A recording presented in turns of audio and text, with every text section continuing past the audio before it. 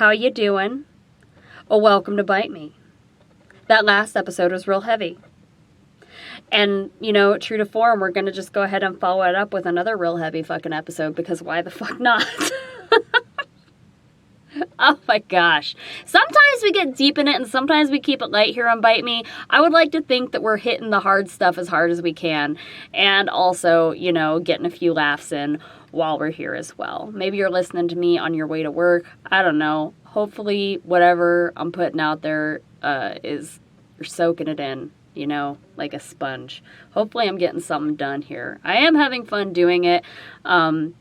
Today, on Season 1, Episode 24, to follow up our Truth About Murder episode, we're gonna go ahead and jump right into the truth about awful things.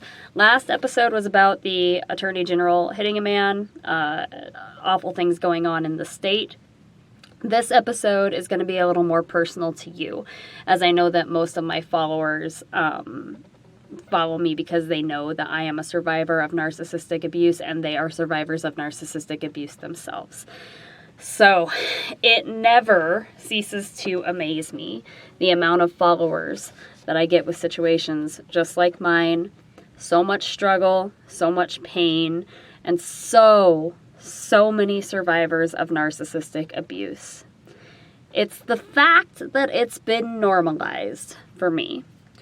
I remember a time when women did seem to hold clout in the legal system, and somewhere around the early 2000s, things began to shift for some reason. Like 2000 to 2010 seemed okay, and then into the first decade of the millennium, we started to see just women not being given a shit about anymore. So we could debate about that all day, you know, that it was culture shift or that boomers came in to rule. It's hard to say. But at the end of the day, I know one thing for sure about my followers, and that is we've all been through awful things. One of the best things I have ever done is taken a personal inventory of my life and deciphered exactly how I got there. Or rather, who or what put me there. Sometimes I wonder if the patriarchy wasn't kinder to us as women before we knew exactly how much they ruled. Unfortunately, once your eyes are open, there's no going back. Husband number 1 of mine was a rapist and narcissistic abuser. Husband number 2 was a drug addict, rapist, and narcissistic abuser. The latter two are via the narcissism. You know, like you become a narcissist if you're a drug addict. And then husband number 3, don't even get me started. I mean, he was a check all the above. Rapist, narcissistic abuser, dog killer, thief, all-around psychopath, sociopath. Like, he checked all the boxes. He was all the bad people I had ever been with combined. That was the Hail Mary for me when it came to changing as a person. That was like, whoa. I mean, you want to talk about hitting rock bottom. Being with that guy was like, my heart goes out to his next victim, because I'm lucky I got out alive in that situation. In fact, we're all lucky we're sitting here alive right now, because any of you out there with narcissistic, abusive exes or current partners, like, you know how they get. You know. I don't even need to say anything. You know that they have a spot picked out for you. It's really easy to victim blame. When somebody is victim blaming you, always consider the source first. When I recounted that the reason I kept choosing abusive men was due to my own abusive childhood with my narcissistic mother, I remember husband number 1 telling me that I could only blame others for my mistakes for so long before I had to take personal responsibility, which was pretty rich for him. The people in your life who are telling you this kind of crap are hardly the individuals who should be giving you any kind of advice. The only one who is equipped to survey your pain and past is you, and maybe your therapist. Although, take that even with a grain of salt, because anyone can get a degree these days, and everyone's in therapy if they can afford it. So, the point is, we have all been through awful things. And we have all, and I'm not excusing anything or anyone, but we've all also done awful things. Levels of awful may vary by individual. I don't know how much good it necessarily does to beat ourselves up over it, and a lot of us are waiting on atonement or revenge. I'm not going to sit here and talk to you about how forgiveness is for you, and forgiveness will set you free, and forgive, you have to forgive. Like, I'm not going to tell you any of that bullshit, because it never worked for me, and I don't believe in God, you know, which is kind of the root of where the thought of forgiveness comes from. But truthfully, there are some things that just aren't forgivable. So we can't talk about forgiveness. But I will tell you that I think my life started when I stopped waiting on apologies that I was never ever going to get. I don't want them anymore. I don't need them. Okay? Your abuser is probably not thinking of you.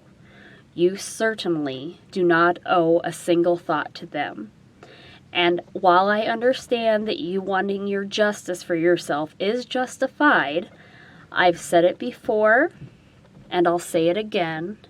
You can choose peace instead of this.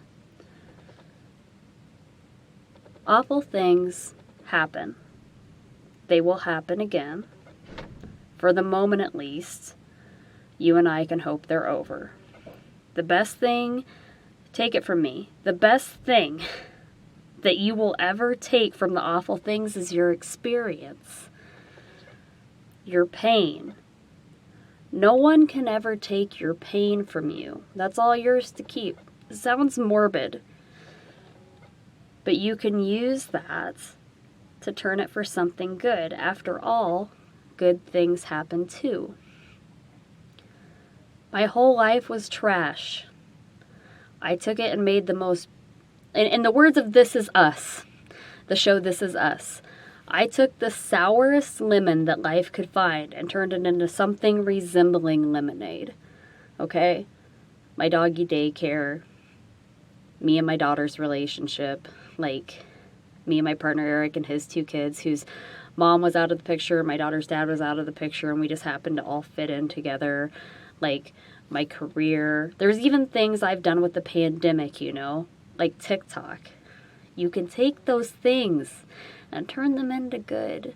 And while I don't believe in forgiveness, I do believe in perspective. So you can try to change yours a little bit, you know. I don't necessarily believe in all positive thought work either. Like, you can't just have positive thoughts all the time. You're gonna feel just like negative some days, and that is what it is. But I'm just saying, like, you can change the narrative of your life. You choose. You decide. That person who hurt you doesn't decide it. Okay?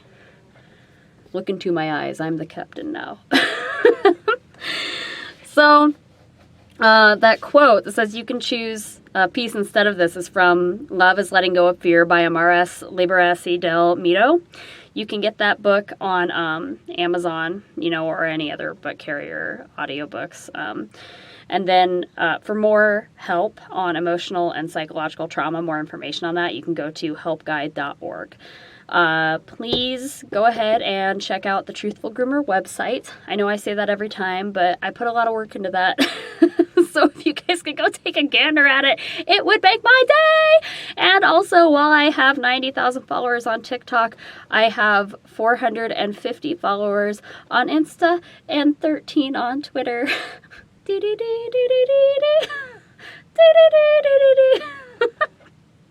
You smelling what I'm stepping in? It's pretty sad. Help a girl out. No, I mean, I don't want to sit here and beg for it, but please. I'll see you guys next time on Bite Me.